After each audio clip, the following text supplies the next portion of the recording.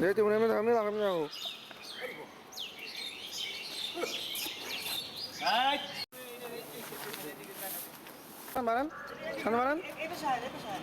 Hello everyone, welcome to Wasi blogs.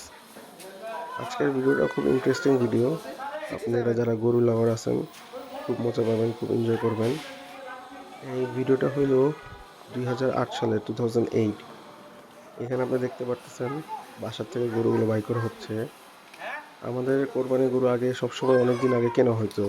On average 1 মাস আগেও গরু কিনে পালছি বাসায় সামনে রাস্তার মধ্যে রেখে। 15 দিন, 10 দিন, 20 দিন এরকম সবসময় এরকম আগে আগে কিনে হইতো। এই গরুগুলাও একদম হাট যখন বসছে তখনই কিনা ফেলা হয়েছিল। এই গরুগুলো কিনা হয়েছিল উত্তরা একটা হাট আছে যেটার নাম হলো মুন্নু গেট, এটা যেখানে ইস্তেমা হয় ওখানে বসতো। এখন আর এই হাটটা বসে না। তো এই হাটের থেকে আমরা গরুগুলো যেদিন, আর এই হাটটা অনেক আগে বসতো, মানে ধরেন কোরবানি সাধারণত যে হাটগুলো 7 দিন আগে বসতো, এই হাটে আরও বেশি 10-12 দিন আগেই গরু উঠে যেত, বসতো। তো গরুগুলো যখন আসছে গ্রাম থেকে হাটে আনা হয়েছে তখনই গরুগুলো আমরা সেদিন রাতের বেলায় কিনে ফেলছি। সো কিনে আমাদের এরকম দেখেন ঘর করে রাখা বাসার সামনে। বাট ওই গরুগুলোর সাথে আগে কেনা হয়েছিল তখন আমাদের আরেকটা বাসা ছিল, ওই বাসার মধ্যে আমরা গ্যারেজে রাখছিলাম গরুগুলো রাতের বেলা। পরের দিন গরু রেডি করে ঘরটা রেডি করে পরে গরুগুলো হাঁটায় নিয়ে আসছি এই বাসার সামনে। তো আপনাদের এই ভিডিওর মধ্যে দেখবেন অনেকগুলো বলদ গরু আছে আর হাসা আছে মির্গা ডিমের।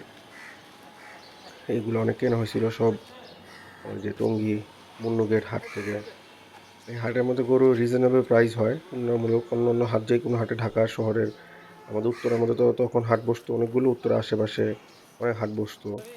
তো অন্য হাটের তুলনামূলক এই গরুর হাটে আমাদের গরুর প্রাইসগুলো খুব রিজনেবল থাকতো অন্য যে কোনো হাটের তুলনায়। আর এই হাটের মধ্যে অনেক প্রচুর বলদ উঠতো, কারণ টঙ্গী গাজীপুরে মানুষ বেশি বলদ গরু কোরবানি দিত। তো ওখান থেকে বেশিরভাগই বলদ গরু আসতো, প্রাইস খুব রিজনেবল হইতো। তো আপনি চিন্তা করেন এই গরুটা দেখতে পাচ্ছেন একটা হাসা, কত সুন্দর, চোখের পাপড়ি বলেন, শিং বলেন, সব কিছু খুর বলেন সব সাদা। এগুলোর আপনি প্রাইস গেস করতে পারেন, তাহলে বলতে পারবো যে হ্যাঁ প্রাইস ঠিক আছে নাকি না ঠিক আছে। তো আপনাদের সাথে আমি একমত নাকি না একমত কমেন্ট আপনারা করেন, তো আমি আপনাদের কমেন্টে রিপ্লাই দিতে পারবো। তো আমাদের বাসায় সবসময় গরু আনার পরে গরুকে আমরা খুব যত্ন করি, খুব টেক কেয়ার করি। প্রতিদিন গরুগুলোকে গোসল করানো, শ্যাম্পু দিয়ে গরুগুলোকে হাঁটানো, গরুগুলোকে ঠিকমতো খাবার করা, খাবার দেওয়া, তো এইগুলা রেগুলার আমাদের করা হয়। গরুর সাইজ দেখেন মাশাল্লাহ কত উঁচা বলদ। এই বলদগুলো এখন যে কোনো জায়গায় চোখ বন্ধ করে 4-5 লাখ টাকা দাম হবে।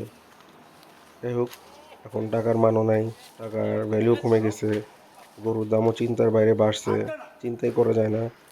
আর আশা করি এই 2025 সালে এবার গরু রিজনেবল একটু প্রাইস হওয়া উচিত অন্যান্য যে কোনো বছরের তুলনায়, গত 5-6 বছরের তুলনায়। তারপর জানি না কি হয়। যাই হোক, এই গরুগুলো দেখতেছেন মাসাল্লাহ এত সুন্দর বলদ, এরকম সুন্দর বলদ, এত ফ্রেশ বলদ, মানে এত সাইজ ভালো, এরকম খুবই রেয়ার এখন। আপনি এখন প্রচুর ষাঁড় গরু পাবেন, লাল ষাঁড় মানে সাহিওয়াল, বাট মন মতো বলদ আর পাওয়া যায় না, আর পাওয়া গেলেও খুব এক্সপেন্সিভ। আপনি দেখতে পাচ্ছেন একটা একটা পর একটা পর বলদগুলো আমরা সবগুলো গোসল করাচ্ছি, বাই করতেছি সুন্দর করে, আবার ঘরগুলো পরিষ্কার করা হচ্ছে। তো আপনারা ভিডিওটা দেখতে থাকেন, আই হোপ আপনারা খুব মজা পাবেন, এনজয় করবেন, আর লাইক করবেন, শেয়ার করবেন, কমেন্ট করবেন।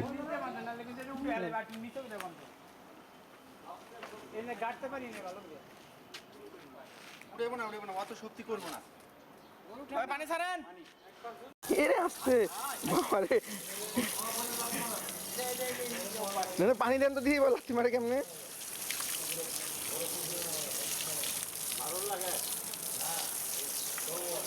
পিছিয়ে তো এখান হাওয়া দেন, এখান পানি পানি দেন।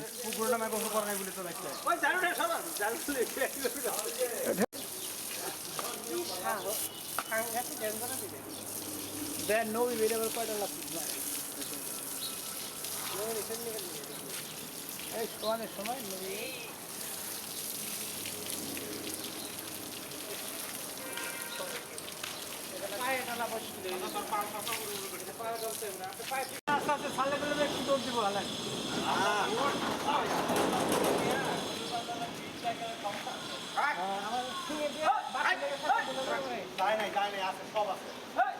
এটা কিন্তু দোল দিতে পারে, দোল দিতে পারে কিন্তু এটা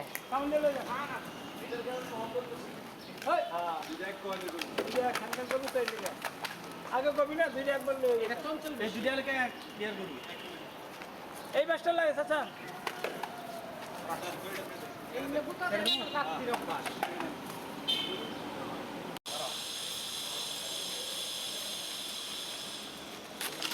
এদিকে এদিকে এই পাশে আরে ভাই না এটা ভদ্র আছে বেশি এটা দড়ি একটা গা ও এটা কিন্তু নাকের ভিতর দড়ি নাই খবরদার আরো মোটা হয়ে যায়।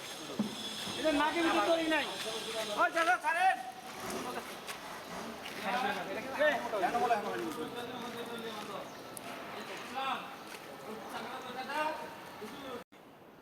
এখানে আপনি দেখেন আরও কিছু গরু কেনা হয়েছে। প্রথমত অনেকগুলো বলদ কেনা হয়েছিল, তারপর একটা এই যে ষাঁড় গরু কেনা হয়েছে। এই একটা ষাঁড়, এটা আজিমপুর হাট থেকে কেনা হয়েছিল। এটাও খুব হঠাৎ করে আমরা ঘুরতে ঘুরতে অনেকগুলো গরু দামাদামি করতে করতে এই গরুটা আমাদের আলহামদুলিল্লাহ খুব একটা রিজনেবল প্রাইসে কেনা হয়। আর এখানে দেখেন সাদা রঙের বলদগুলো মাশাল্লাহ, এটা একটু লালচা কালারের বলদ, হালকা ঘিয়া লাল, এটা আবার হোয়াইট, এটাও রেডিশ কি হালকা লাল আছে এটার মধ্যে। এটা হাসা, খুব সুন্দর, ওর পাপড়ি টাপড়ি সব কিছু দেখেন পুরা সাদা, দারুণ বিউটিফুল একটা হাসা। গরুগুলো মাশাল্লাহ খুব সুন্দর ছিল। আলহামদুলিল্লাহ, আল্লাহ সবার কোরবানি কবুল করুক।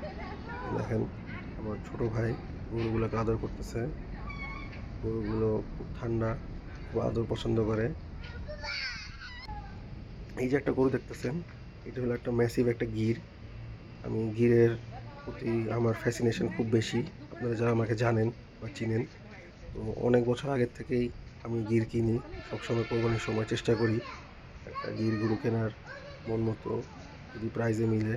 তো এই বছরে যে গিরটা কেনা হয়েছিল, এই গিরটা আমি 2007-এ দেখছিলাম, এই দেখেন বসছে। 2007 সালেও গরুটা গাবতলী হাটে নিয়ে আসছিল। গরুটার আমার দামও বলছিলাম, 2007 সালে এই গরুটার আমার দাম বলছিলাম তখন মনে হয় 1.5 লক্ষ টাকা, কিন্তু গরুটা তখন দেয়নি আমাদেরকে। চিন্তা করতে পারেন 2007 একটা 1.5 লক্ষ টাকার গরু কিন্তু মুখের কথা না। অনেক দাম বলা হয়েছিল, বাট সে বিক্রি করে নাই। তো আল্লাহ তালা গরুটা আবার 2008 সালে সে রিটার্ন নিয়ে আসে কোরবানির হাটে, ওই গাবতলী হাটেই মধ্যেই। তো গাবতলী হাটে মানে আনার পরে আমার চোখে গরুটা পড়ে আবার। তো গরুটা 2007 থেকে 2008-এর মধ্যে গরুটা যে অনেক মোটা হয়েছে ওরকম না, গরুটা সেমই ছিল, সিমিলার, জাস্ট হয়তো বা ওজন আর একটু বাড়ছে। দেখেন গরুটা মাশাল্লাহ, এই গরুটা পুচটা পুরো ভাঙা পড়ছে। এখন আমরা সবগুলো গরু ভিতরে ঢুকাচ্ছি। যাই হোক, এই গিরটা আমি যখন চোখে পড়ে আমার গাবতলী হাটে যে ভিআইপি শেড, আপনারা যারা চিনেন, হাটে ঢুকার পরে আগে যেখানে ঢুকতাম, ঢুকে বাম দিকে যে জায়গাটা ছিল ওখানে সব ভিআইপি গরু উঠতো শেডের নিচে, ইটের যে জায়গাটা, এই গরুটা দেখেন মাশাল্লাহ মাশাল্লাহ, দেখার মতো একটা গরু ছিল। যেরকম কালার, যেরকম বডি ফিটনেস, যেরকম হাইট, দেখেন আমার পাশে যে লোকটা দাঁড়ায় আছে দেখেন ওনার সমানে কিন্তু উঁচা। এরকম উঁচা গির এখন আর দেখাই যায় না, এই সাইজের গির।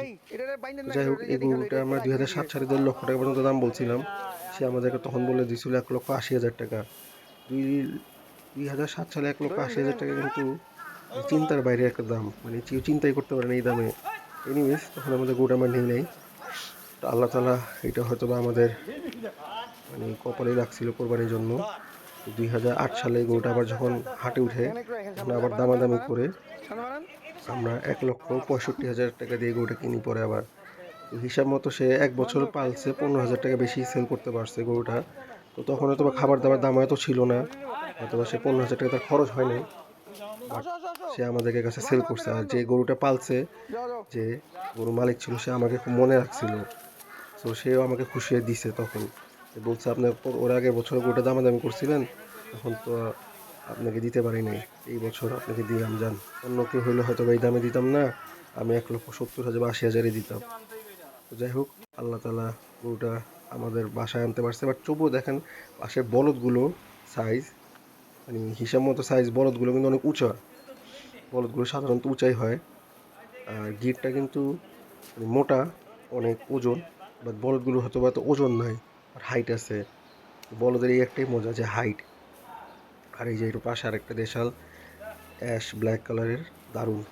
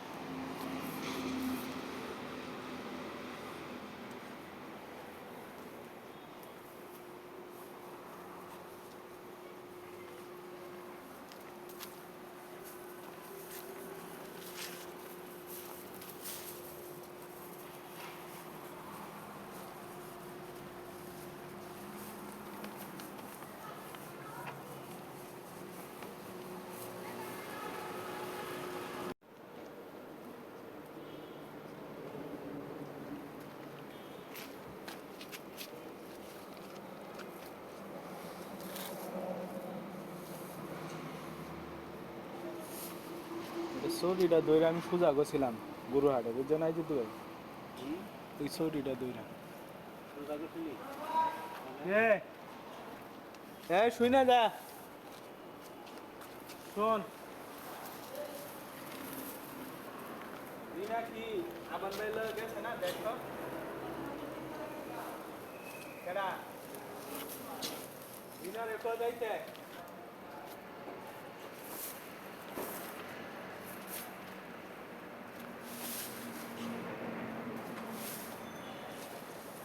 বুড়া যা যা মনে নাই দিক দিলাও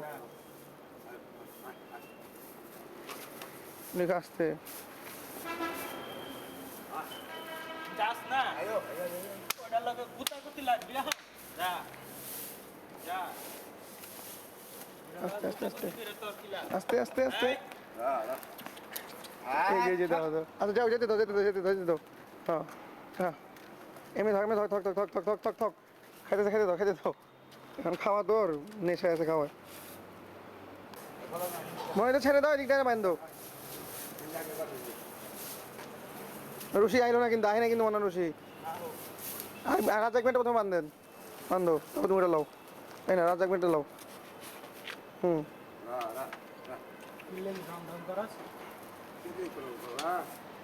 হ্যাঁ বান্ধো বান্ধো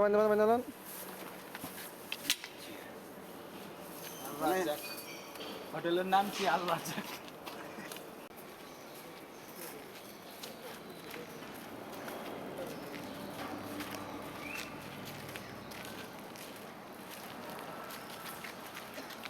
আমি একটু খারাপ তো খারাপ আমি খারাপ খান যাইছি সামনে যেহেতু আমি যাবো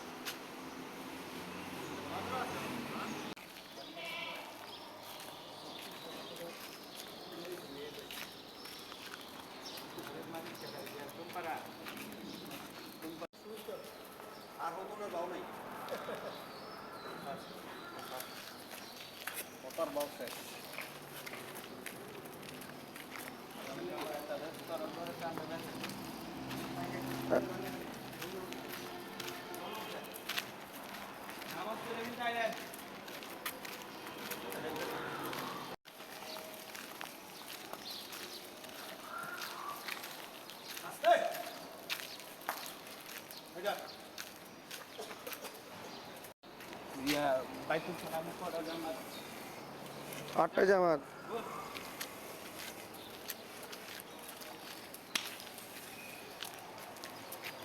একটা দিয়া দেন আমারে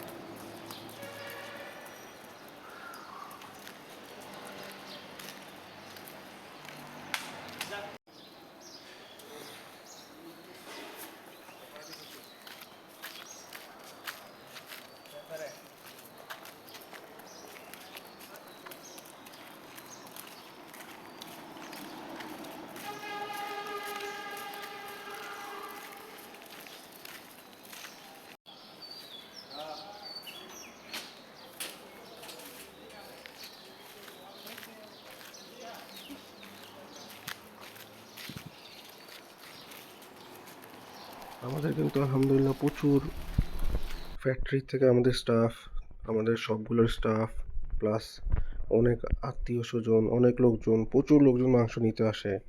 তো আমরা যে 7টা বা 8টা গরু চর্বা নিতাম ওগুলো গরু মাংস কিন্তু কিছুই আমাদের বাসায় আমরা বেশি রাখতে পারতাম না বা পারিও না এখনও। ইভেন কি আমাদের বাসা যারা কাজ করে ওরাও খুব কম মাংস টাংস পায়। তো 7-8টা গরু কোরবানি দেওয়ার পরেও কিন্তু মাংস তো হয় না। আমরা দেখেন প্রচুর লোক আসছে, এই দেখেন এখানে প্যাকেট করা হচ্ছে, মানুষ লাইনে দাঁড়ায় আছে, গরু কাটাকাটি চলতেছে। তো আলহামদুলিল্লাহ আমরা সবাইকে চেষ্টা করি যে সবাইকে যেন মাংস ঠিকমতো দিতে পারি। আমাদের বাসায় বা আমাদের নিজস্ব লোকজনে না দিলেও বাট আমাদের কোম্পানিতে আছেন ওদের সবাই যেন সুন্দরভাবে ঠিকভাবে পায়। আর আমার আব্বু সবসময় মেক শিওর করে যে কারণ আমাদের যারা আসে খুব দূরের থেকে আসে মাংস নিতে, অনেক দূরের থেকে, তো আব্বু সবসময় মেকশিওর করে যে সবাইকে মাংস দেয়, মাংসর সাথে আবার টাকা পয়সাও দেয়। এখানে আবার অনেকজন আসে যারা 2 নাম্বারিভাবে ঢুকে মাংস নেওয়ার চেষ্টা করে, যারা আমাদের কোম্পানির স্টাফ না বা ফ্যাক্টরির স্টাফ না। তো এটা সব জায়গায় হয়, তো দোয়া করবেন।